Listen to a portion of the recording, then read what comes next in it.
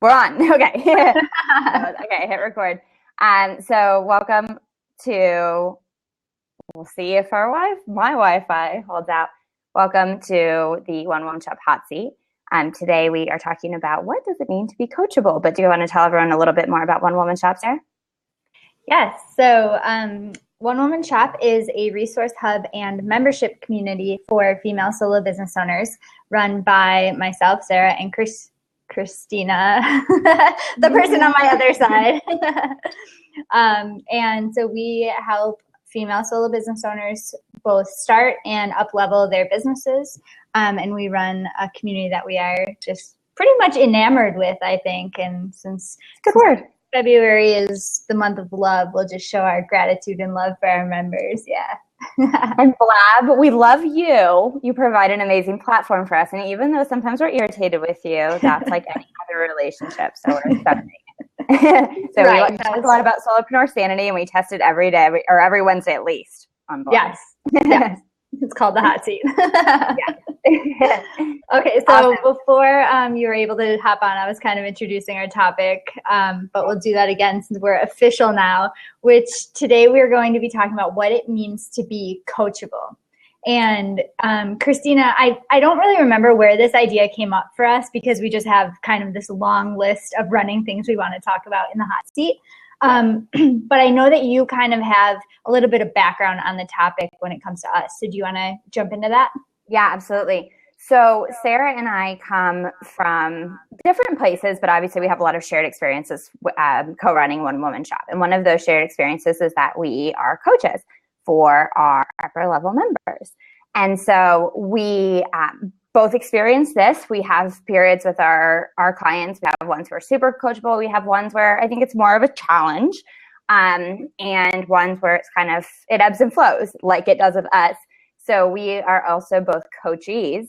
So I know you have more experience being coached than I do, but we both now share a business coach and grapple with this topic a lot with our coach, I think.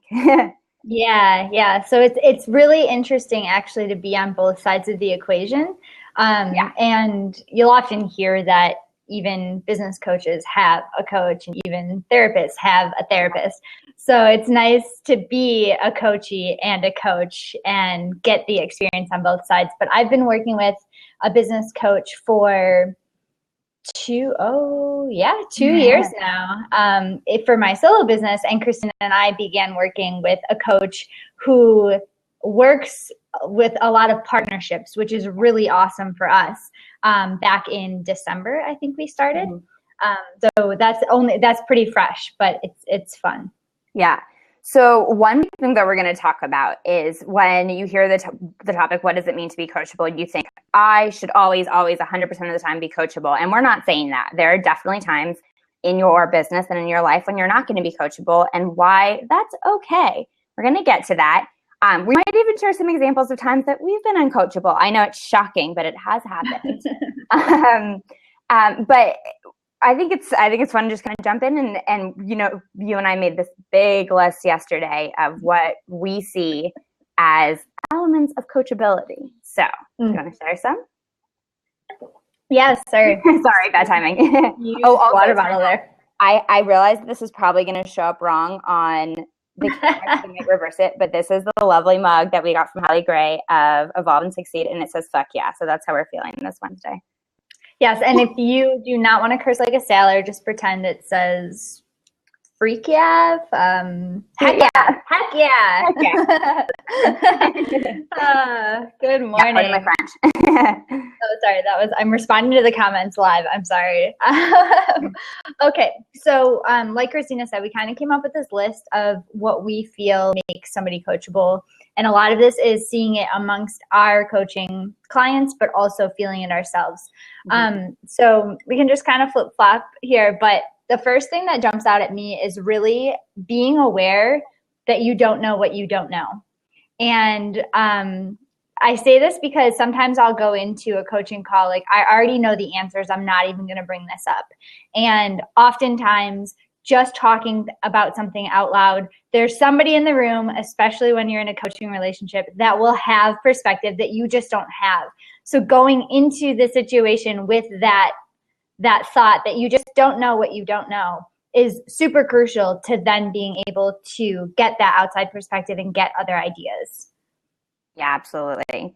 And you're saying in the diplomatic way, but also just don't be a know-it-all. That's important. Yeah, yeah, that was the original note, and then we kind of tried to rephrase it a little bit. Yeah, soften it down. No, so let's see. So many things to talk about. I think that a huge takeaway in my life, and also from reading Rising Strong, which we talked about last week on Blab, was being willing to look at the root of your feelings, emotions, thought processes. So sometimes we think, I'm mad. But if we actually stop to look at it closer, we're like, I'm not actually mad, I'm hurt, or I feel ashamed, or any other boatload of emotions that are so fun to deal with. And so being really willing to look into that. And so I think in our opinion, the right coach is going to prompt you with the right questions, but coming with the right attitude is pretty crucial first step. Yeah, no, I agree. But I'm going to throw it back to you again, Cristina, for one of the other points on this list, which is, so when a coach is digging into that, or they want to take something down a certain path, there are times that we think it's okay to say, no, I don't want to go deeper into that, right? Absolutely. So I think a huge, huge part of being coachable is knowing when you want to be coached on a certain thing. And so there are times, say with our coach, where we're like, she's going down this route, and in her perspective, based on what we've talked in, it seems really important to her, but it's not important to us because it's just not important, or it's not important right now. And so having the personal power to say, you know what, one of our clients actually said this, and I think it's so great. I'm going to put a pin in that. And so love that. And so basically being able to say, you know what, that's not a fit for me right now in this hour-long coaching session. It's not a priority. So I'd love to come back to that later, or just table it forever. Yes, exactly. No, I love that. I love that point. Yeah. So Amanda, that was me. That was you, Amanda. I didn't know if you wanted to be called out, but it was Amanda. Good job. Yeah, we were going to do a little shout out. We're like, well, let her call that out. I love it. Okay, so another big thing for me when it comes to being coachable is not feeling like you have to entertain your coach or come into it with any sort of specific set of criteria. So my example of being coached is that my coach expects a session prep before we meet, at least an hour before. Oftentimes I will stall on sending that session prep until I feel like I have something worthy to write in it. Well, that's not the goal of it. The goal is just to kind of do a little brain dump of what happened, where I'm at, blah, blah, blah, and send it off. And oftentimes I just feel like, oh, this isn't good enough, or this isn't enough in general for her to read, whatnot. But then every single time I've hopped on one of those calls, it's been, you're not here to entertain me. You're not here to tell me exactly what we're going to do during this hour. That's just, you just need to come as you are. And that's something that we see. We did have a coaching client where it did feel like she felt like she needed to be a certain something, or have certain things accomplished, or be able to tell certain stories, when really the coach should meet you where you are. And so you shouldn't feel the need to do that. Right. And it is natural that you would feel that way. And so going back to one of the big points that I think is going to kind of underlay everything we say today is, in our perspective, we have a lot of roles as coaches, right? And so one of those roles is that we're going to prompt you along, and we're going to help you foster coachability. So you don't have to come in as a perfectly amazing coachable client. You have to come in with a willingness. I think that's another buzzword from today. A willingness to be open, at the same time knowing that if it's the right coaching relationship, that coach is going to encourage you to be more coachable. And we love our caveats. So of course there is the caveat that you could be a fantastic coaching client, but you're not in the right coaching relationship. And that's something that I'm going to try to find the link for, but we did talk about kind of seeking out coaching relationships really early on in our blabbing career, actually. I think this was back in the fall. So I just threw the link in the chat there, but definitely need to be pretty clear about whether or not it's the right relationship for you. And even Cristina and I have a recurring calendar appointment to kind of reevaluate whether we feel like our coaching relationship is a good fit with the coach that we've hired. So yeah, absolutely. So to piggyback on something you just said, which is, you don't have to come feeling like you have to entertain your coach. Another thing that we think is really important to being coachable is a willingness to come with things unaccomplished, with no shame around the fact that they're unaccomplished, but again, willingness, ding, ding, ding, to explore why. So we say this a lot with our coaching clients, and we say with our accountability group, you don't have to do the things you said you were going to do. If you committed to, so my example, I committed to going to my co-working space twice before February 12th, and I didn't do it.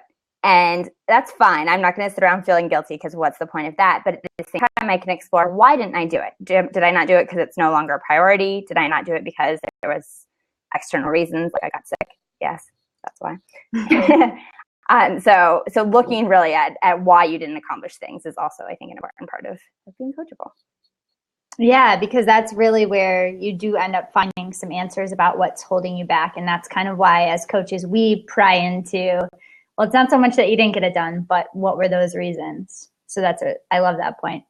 Yep. Okay, so this is really super simple and straightforward, but I'm just going to leave it there. You have to show up. To be coachable, you have to show up.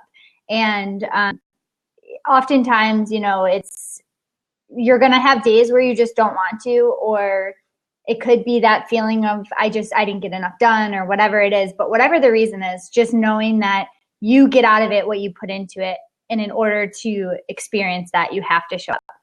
Pretty straightforward. Yeah. Good to cover the basics. Yes. So yeah, to piggyback on that, it's really important to, where do I pull from the list? To work on not taking things personally, and to work on taking things, constructive feedback, as just that, constructive. And so an important part of this is knowing when you're not in a place to receive feedback. My example is, if I'm sick and people are giving me feedback, I'm like, you know what? I can't handle this. I put up the little Cristina walls and I say, this is great. I would love your feedback another time. Oh, I lost myself, or I lost you. And knowing that the right coach is never going to say things to try to attack you. Anytime that they're bringing up kind of feedback, is probably to be constructive. And if it's not, that's probably a problem.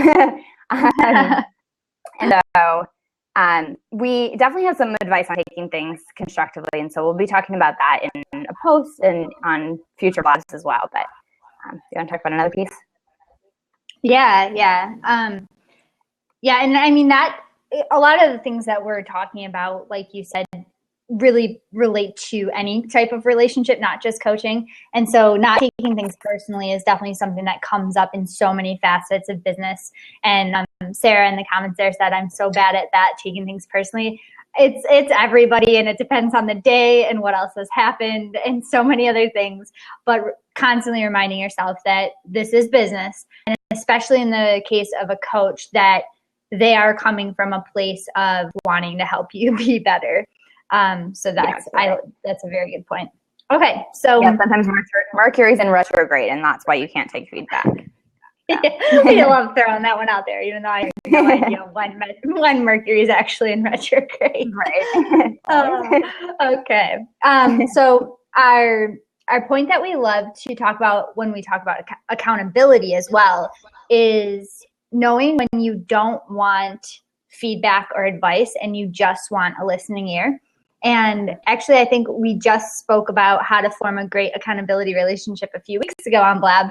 So we probably covered this exact thing, but the same goes for your coach, where you might be sharing something just with the intention of being heard or wanting to get it out. Mm-hmm. And it's not to say that a good coaching call is 30 or 60 minutes of complete venting, but there are times where you just want to share something and you just want to know that somebody's listening.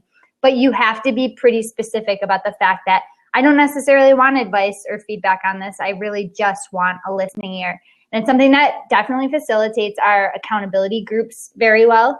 But the same goes in a coaching relationship. Yeah, absolutely.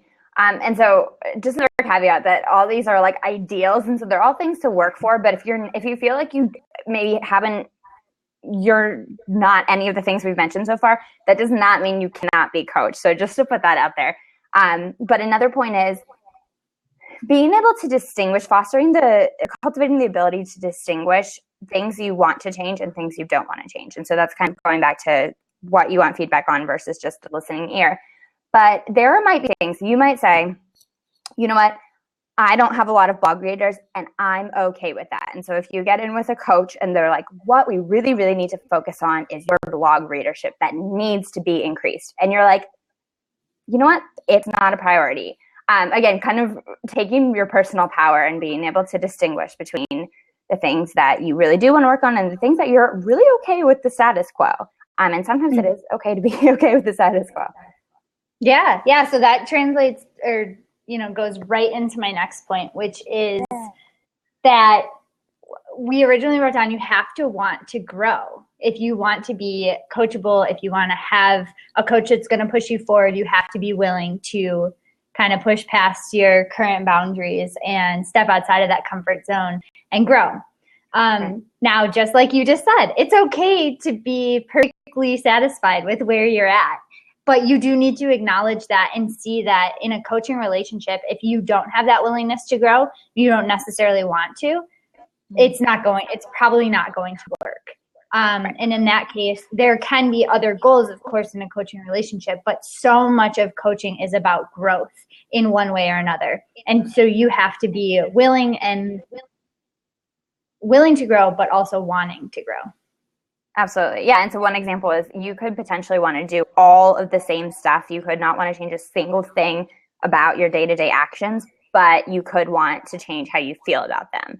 And so that could be a perfectly legitimate reason to seek out a coach. But another thing that we think is extremely important is not being afraid to share your vulnerabilities. And so this can come in a lot of different forms. And so one thing that comes up for us is, I think it comes up a lot, is some struggles with significant others. And so this feels like it doesn't really have a place in business coaching, except that we're solopreneurs. And so if your husband's home irritating you, that's going to affect your work. Or if you're having, a lot of fights with your husband, that's going to affect your work as well. So being able to share those things that are happening in your life and not feeling like, it's obviously you have to be careful to not make it turn into therapy, but also being aware that those things are going to influence your work and are going to influence your coaching. So being open to sharing those things. Yeah. We definitely can't pretend that those things don't affect our work when business and life are incredibly intertwined as a solopreneur, especially when you do work from home. So I think that's really important. And of course, vulnerabilities can come from things like that. That was a great example, but it can also just be when you are in a certain spot and being really honest with your coach about where you're at. Like if somebody's sick or you are going through a certain time of the month, being honest about where you might be coming. Being honest about where you might be coming from that day is really important to setting the tone for your coaching session. And not being afraid to share it, because we all experience and we all have vulnerabilities. So that actually, one of my other points was your ability to communicate expectations. Mm-hmm. And this is something we talked about a lot with our Rising Strong Blab last week, because Brene Brown talks about it a lot with her Rising Strong process. But the same goes with coaching, is coming in and being able to communicate your expectations. So one of the questions we ask on our coaching intake form is, what would you like to get out of this coaching relationship? And of course, that's going to change on a day-to-day basis each time you have a call or a session. But overall, being able to communicate expectations about really what you want to get out of the relationship is really important for getting you and your coach on the same page. Yes. Yeah, absolutely. I know I saw you wrote that in the notes, and I was like, I'm not going to steal that because I know that's really important to her, because I know you brought it up during Rising Strong. As a side note, I'm making show notes of all the blabs that we've mentioned. I'm like, pretty much just interlink every single blab to every other blab. So we have a lot of interconnected webs here. Cool. Well, I am curious if you would be willing to share times, a specific time or a general time where you feel like you've been very uncoachable and maybe how you got over that. I'll share too if it makes you feel better. Of course. So the first thing that comes to mind for times when I've felt uncoachable or been uncoachable is if I'm not focused. So I find it really important, and I know that my business coach respects this, that you kind of shut down everything else when you're in a coaching session. So I don't have my email open. I mute my Google chat alerts. Anything and everything that could be distracting me, I try to get rid of to really focus. For me, it's an hour to really focus that hour on my business, my coaching session, and the conversation that's actually happening, as opposed to things that are going on the side. When I'm not focused, I notice that I don't get enough out of it, or I'm not, and it's absolutely my fault, but it's also unfair to the coach. Yeah, I think that's a really great point. And I think that this is, again, applicable to most things in your life. So when you're sitting at dinner with your friends, yes, or when you are fighting with your boyfriend, not sitting on your phone, or your girlfriend, not sitting on your phone texting. I think that being present. Yes. We'll put that back to another way to be coachable is to really be present. Yeah, absolutely. So I shared my example of when I am sick, or if I am hypersensitive. My mom described it as being porous. And there's times the, Mercury retrograde whole thing where I'm like, if I hear anything negative about myself, I'm going to like curl up in a ball and cry in the corner. So I don't really want to invite that. And so knowing that, again, you are the gatekeeper of your emotions. And so knowing when to put up temporary walls, we're not advocating putting up permanent walls because that doesn't sound very mentally healthy, but putting up little temporary walls where you can protect yourself from the things that you're not going to be able to receive at that point. Yeah, no, that's a really good point. And that can come with communicating your expectations and really talking about your vulnerabilities at that time. I do want to say that there's been times where I felt like I really wasn't going to get a lot out of a coaching session. And actually, we've had this feeling in our partnership coaching sessions as well, where maybe we shouldn't do it today, or maybe this isn't really going to have much of an effect. And I've gone into it, and sometimes those are the times when you are perfectly capable of being coached, and that's the time you need it most. And, this is fresh in my mind because just last week I was in a really, really, really low energy period, and Coach Jenny's going nuts over there. So Coach Jenny is my coach. And I almost canceled my session. And I had my finger on the button to click to cancel. And I didn't do it, and I'm really glad I didn't, because it's actually what I needed to get me out of my funk. Now, of course, there are times where something truly serious is going on and you're not capable, or you're not in a good place to be coached. But I just wanted to throw out our favorite things, caveats, that sometimes those are the best times to be coached. Yeah. And so Coach Jenny says in the comments over there, coaching is not just for times when things are going great. I think that is a great point. So we'll actually have coaching clients who are like, I'm at the house in 5 days. Need to get out of the house before I can get my motivation back. And so we've kind of put together a little plan. And again, it's kind of on the periphery of business coaching, but it all ties together. So we're like, those times where you're feeling down and having a really hard time, those are the times where we can definitely help you a lot and provide the external accountability. So we had another question from Mel about kind of feeling fuzzy about what coaches actually offer. So Mel, I would encourage you to watch the other blab, but one huge thing is accountability. And so we'll have coaching clients who are like, I want to be held accountable for showering and leaving the house today. And walking the dog. Walking the dog is a big one. Yeah, that comes up all the time. And so we're like, we're like, great, you're committed. Now we're going to check in at 5 p.m. and you report back to us if it happened or if it didn't. And again, it's fine if it didn't, but tell us why. So another example though, because you kept your coaching session, but we actually postponed a coaching session recently with our coach because I had been sick, and we both talked about it, and we're like, we haven't done any of the assignments that she gave to us. And so we just feel like if we did meet with her, we wouldn't have the content. And so we did make the decision to go ahead and postpone a week. And it actually did free up some time for us to do all the assignments and think more about the things that she had mentioned to us. So that was, you have to use your judgment. Yes. Yeah. So much of this stuff is certainly on a case-by-case basis. Right. Yeah. So we have a few people here watching live. I see Jenny, Amanda, Sara, Danielle, Kina. So if any of you would like to hop on and tell us what you think it means to be coachable, feel free to click that. Or I think we have to open this seat. Yep. There we go. Feel free to jump in there and share your knowledge with us. But yeah, again, going back to the fact that you don't always need to be coachable, because we just love ending on our caveats. Yes. Oh, we have a caller. Show caller. We're going to accept Amanda. Mm-hmm. See if it works. We need theme music for when we're waiting for. I know. Hi. Okay. This looks like your Periscope that I was just watching the other day, but we can't hear you. Yeah, we can't hear you. No, we can't hear you.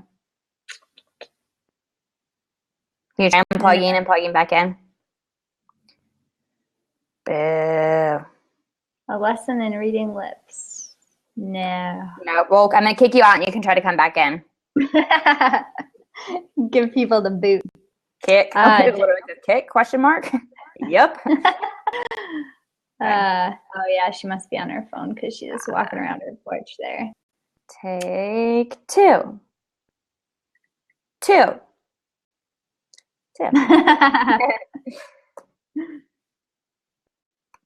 Talk to us. Fingers crossed. Are you talking? No. Yeah. Sorry, Amanda. If you want to write anything in the comments, definitely. Oh, try it. Can you hear me? Oh, yeah, no. Hey.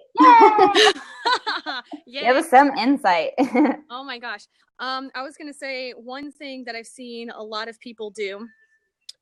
They jump on board a trendy coach or a coach that like all of their friends recommend.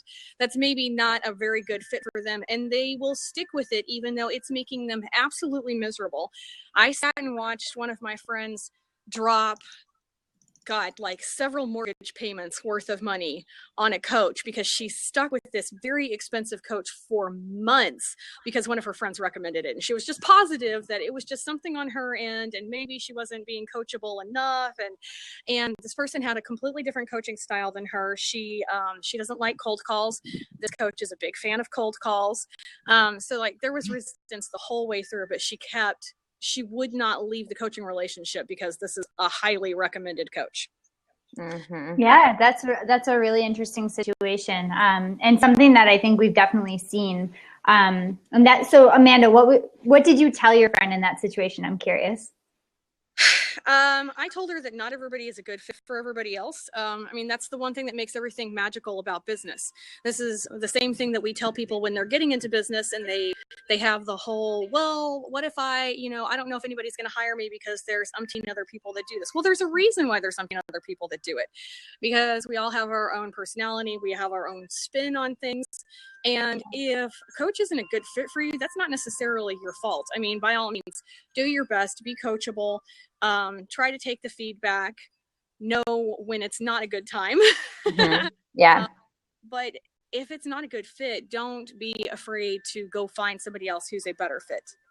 Yeah, absolutely. Yeah, I would say if you are showing before every session, if you're like, this sucks, I do not want to be meeting with this coach, probably not a good fit. I think that's a pretty darn good indicator. Yep. Yeah, and I love your point there about the fact that different people exist doing the same thing for different reasons, because I used to pour wine for a local winery, and the winemaker used to always say, different tastes are what make the world go round. If people didn't have different taste buds, I wouldn't have a job. We would make one type of wine and everybody would drink it. And having that same idea of, yes, there are 1,000 business coaches out there, but that's because everybody connects differently with a different type of business coach. Exactly. Different strokes for different folks, friends. Yes. Not everybody just come to my website and go, oh my God, unicorns. There are people that come to my website and they're like, oh my God, why do you have a unicorn on your page? That is so unprofessional.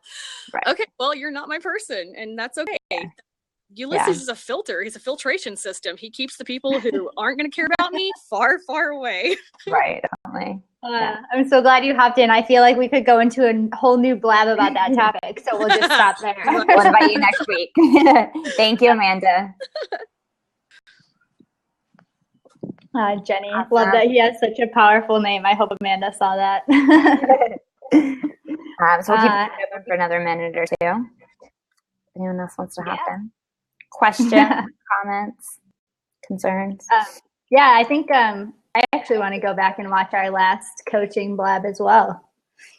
Right? Yeah. It's been so long. Is that bad when we want to go in and look at our own work again? We could learn from that. All right, we have reread the calling. Soul Sanity handbook. Absolutely, on a regular basis, of course. Hi. Hi, Hey, welcome. Tina, how are you? I'm good. How are you? I'm so sorry I butchered your name earlier. No, it's okay. I've unfortunately got used to it. I get used to the H. Well, we both get used to the H's in our names. Yeah, we are both H-less. All funny. right. So, Kina, tell us, what do you think it means to be coachable? So I almost wanted to say uncoachable, because sometimes, in some cases, you have to be uncoached in order to get coached, because you've learned from other coaches or people that you work with in the past, and they taught you some things that you didn't like, and you've applied some of the strategies, and the strategies were all wrong for you. And so you try to go and find someone who is a fit for you. You have to unlearn what another coach taught you. So I was almost like, you have to uncoach first in order to get coached because of a bad coaching experience. Yeah, that's a good point. Yeah, I really like that. What would you say the process of uncoaching looks like? Is that a mindset shift? Is that somebody that actually has to do that for you externally? I think it's a combination of things. One is being comfortable and understanding who you are. And that takes, if you don't know how to go through that, then you're going to need a coach to help you go through that process of saying, this is what I like, this is what I don't like. And then from there, it is a mindset thing, saying, I like that. I'm gonna put a pin in it, so I'm gonna have to use that later. Because I really did like that. Because I'm like, wait a minute.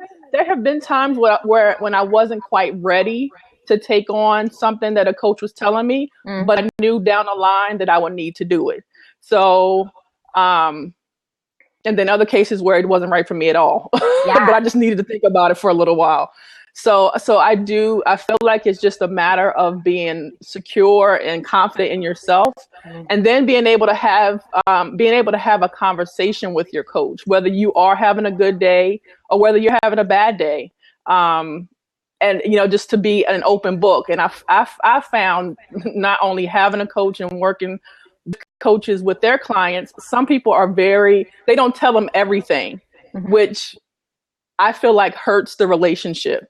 It hurts them being able to coach them, because they're not telling them, listen, I'm really having a bad day, or I'm depressed right now, or you know what, you told me to apply this strategy and I'm getting hung up right here. Instead, they keep pushing through.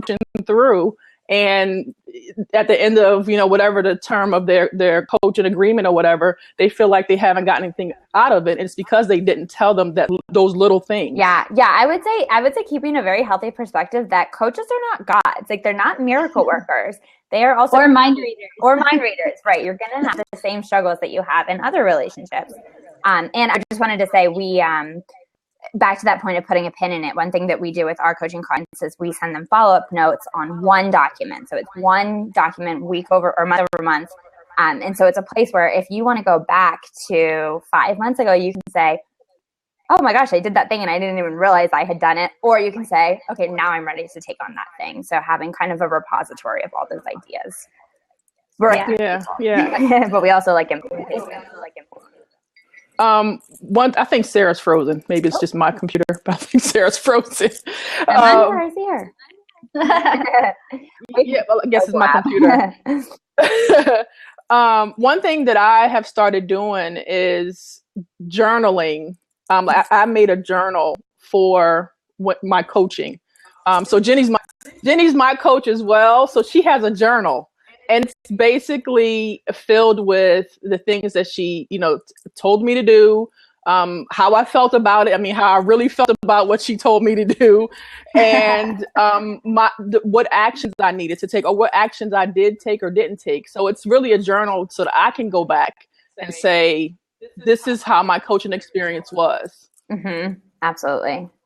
Yeah. Well, yeah, we're actually going to be talking a little bit more about the power of writing things down. Yes. So awesome. Thank you so much for jumping in, Kina. Yes, thank you. Have a good one, ladies. You too. Take care. Happy Wednesday.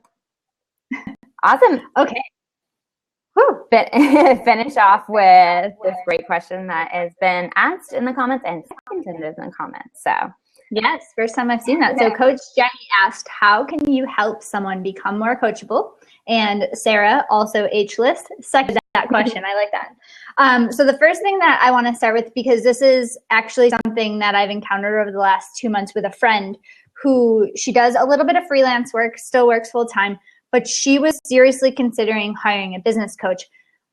I kind of, after talking to her, we both kind of saw that she's definitely coachable, but we weren't kind of sure how coachable she was. So one of the things I actually encouraged her to do, and it's been super helpful for her, that's why I'm sharing it here, is to try out some workbooks and free resources around different places to see if self-paced courses or workbooks really help her kind of shift her mindset and her perspective, give her kind of a primer before she actually dives into a whole hog coaching relationship. And that's really helped her identify the sticking points behind what she thinks somebody else wouldn't be able to help her with, and what she kind of needs to change before she can actually open up to somebody else. So that's the first thing I would share there. And then once you're actually working with somebody, so much of it, and we've seen this on both ends of our equations, is asking the right questions. Mm-hmm. So a big part of your coach's job is to ask the right questions. And I've been kind of shocked at times where I've felt kind of stuck, but one question can unhinge a ton of emotions or reasons or situations that then kind of open up the floodgates. So definitely having a coach that asks the right questions. Yeah, definitely. Yeah. I was going to say, that my thing lately has been asking why. And so it's not always just as simple as why, but maybe it's a sentence that starts with why. Why do you feel like a coach can't help you at all? That's, if I was talking to a friend, I'd be like, okay, well, tell me the reasons why you think a coach couldn't help you. And then we can talk through, potential responses to that. But yeah, I think definitely getting to the root of why you kind of are feeling resistant. Yeah, I was just going to add in, it could be that, you have stuff that is better to handle in therapy.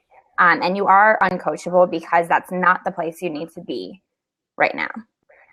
Yeah, no, that's definitely true. And a lot of coaches, most coaches do have some sort of get to know you where they will identify that for you in a lot of cases, so long as you're being really open and honest. Another thing that I would add is making it really clear as a coach the type of people that you work with and what your MO is. So we're pretty clear about who we are and how we operate in our coaching practice.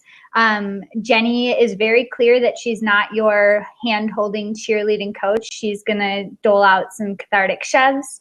Like Amanda said, she's got unicorns on her homepage for a reason. So giving people that really firm preview of who you are will help them understand whether or not they'll be coachable by you. Mm-hmm. Yeah, absolutely. Yeah, I like it. Yeah, this is a jam-packed 45 minutes. I love it. No kidding. Good time to sign up? I think so. So we will be back next week with talking about what it multi-passionate. Yes. Super excited about that. That could go in a lot of directions. So yeah, absolutely. Well, thank you guys so much, and we'll see you next Wednesday at 11 a.m. Eastern. Yes, thank you. Bye. Bye.